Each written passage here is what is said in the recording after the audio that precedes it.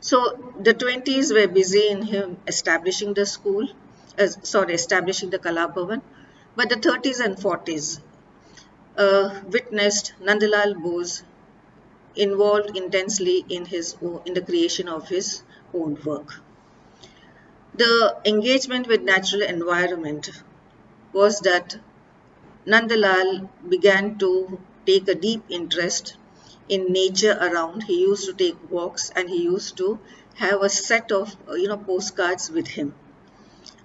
And in front of nature, he would always contemplate, absorb the forms, the details, various aspects, and he would key it in his memory.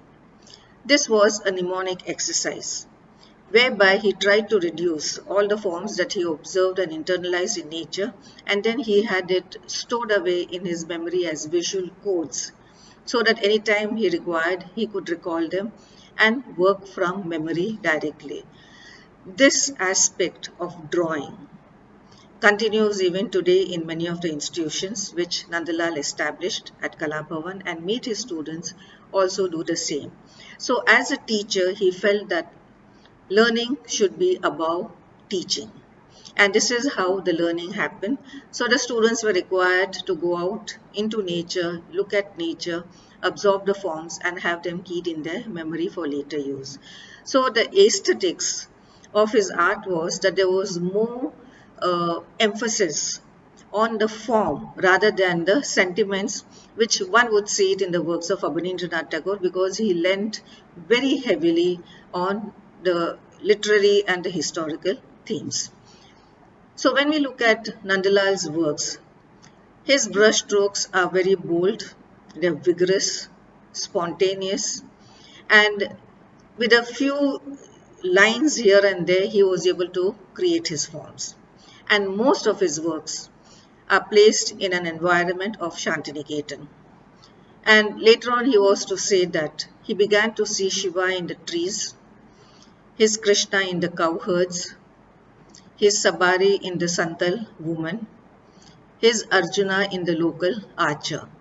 So in this way, he transformed and he translated what he saw around, and brought about a conflation of the traditional aspects with his contemporary sensibility. If Nandalal is known today, it is mainly known for his Haripura posters. He had worked closely with Gandhiji, and Gandhiji was very impressed by his works and his ideologies also. And this, in a way, was a contribution of Nandalal Bose to the Swadeshi movement.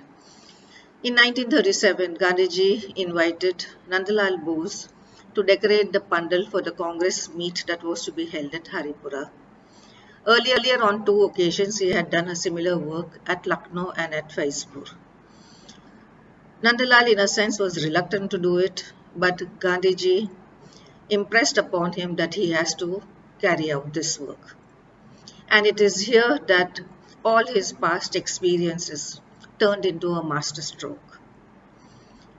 What Nandalal Bose did here in the Hari posters, of which he created something like 80 posters, he took ordinary paper, mounted them on a thatched background, and had them placed all around the pandal, so that locals walking in and out or walking around it would see these posters. So what was the importance of the posters basically? It was the iconography, or it was the thematic element that he had used in this. Nandalal Bose completely used the local element, the local folks.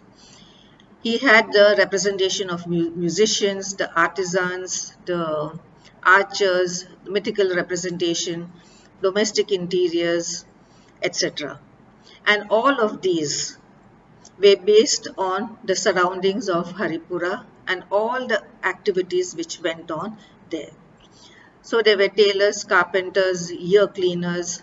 Within the domestic scene, one could see the women playing with the children, giving them a bath or cooking.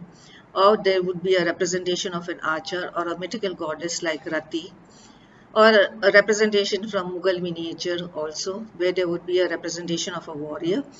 So in this respect, he assimilated many of his influences from the past and he brought it here. But what was significant was the idea of using the folk language. And he made use of the folk language, and his brushstrokes were minimal, and through minimum means he expressed a maximum. In a very synoptic manner, he gave the idea of the activities and rendered in very confident brushstrokes, use of prominent colors of blues, oranges, yellows, greens, etc.